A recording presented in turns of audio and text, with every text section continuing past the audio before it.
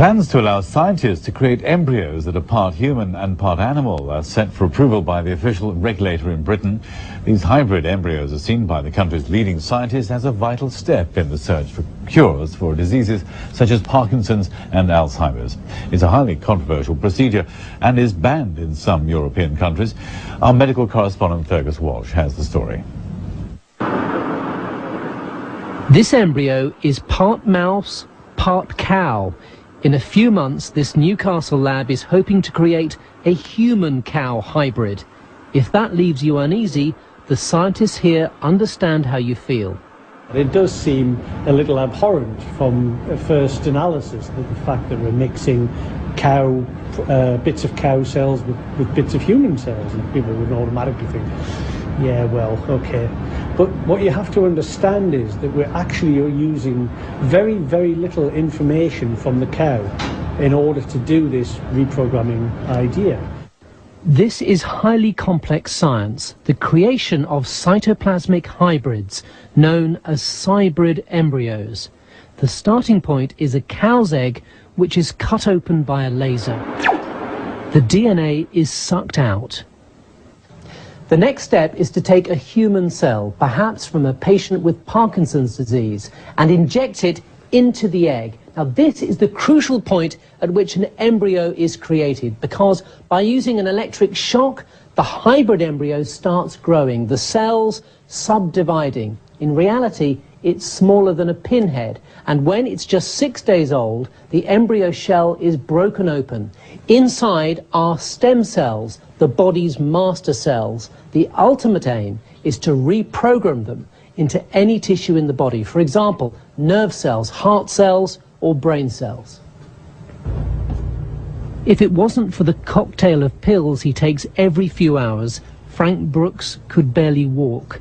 He has Parkinson's disease, the degenerative brain disorder, and strongly supports the new research. It would be an enormous benefit if that cure was developed to the people who are young enough to benefit from it, because it's going to be a few years before it's here. But if we don't start now, we're never going to get there. Approval for this research is a victory for scientists, as ministers originally planned to ban hybrid embryos. But religious and moral opponents are worried. I think this is a further violation of the rights of the embryo, in that the embryo is deprived not only of its life in the course of the experiment, but of any human parents. It is further dehumanised by the very method of its creation. Scientists say this research is of profound importance and could lead to new treatments for a host of diseases, like diabetes and Alzheimer's.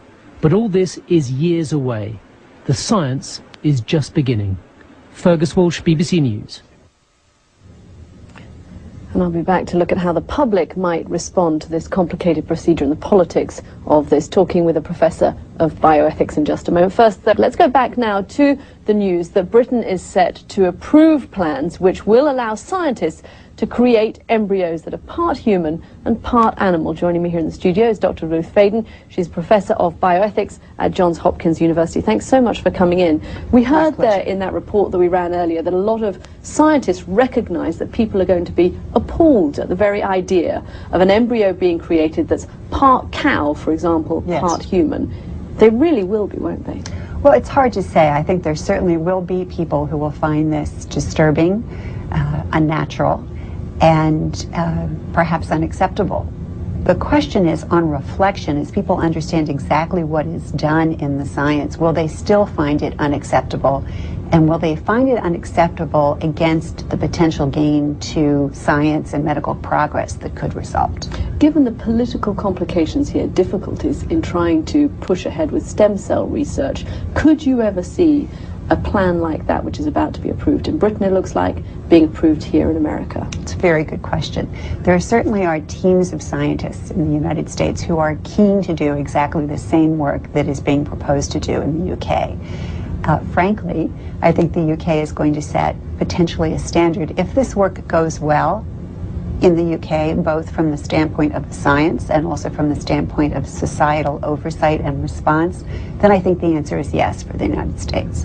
But people are going to ask themselves, how do we make sure, and this is often the case where science leapfrogs ahead of the politics and ahead of the ethics, how do we make sure that those scientists aren't ever going to use these hybrid embryos to produce something that's part cow, part human? Well, that's part of the concern and worry that many people in the general public have. And here again, it'll be very interesting to watch what happens in the UK.